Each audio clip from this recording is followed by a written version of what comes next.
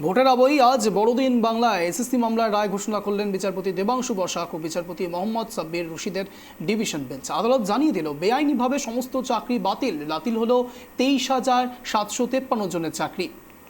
বলা যেতে পারে ক্ষমাপ্রার্থী প্রায় 25,753 জনের চাকরি বাতিল প্রসঙ্গে কি জানালেন আইনজীবী বিকাশ রঞ্জন ভট্টাচার্য, শোনাবো। হাইকোর্টের এই রায় অত্যন্ত গুরুত্বপূর্ণ, ঐতিহাসিক সাংবিধানিক আদালত।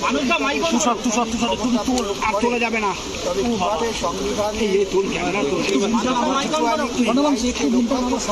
পরিচ্ছন্ন প্রশাসনকে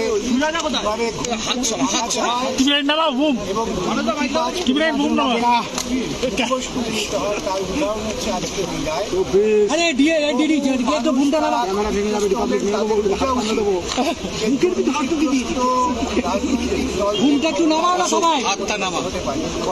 আগামী মারাত্মক কেলেঙ্কারি প্রকাশিত হওয়ার সম্ভাবনা।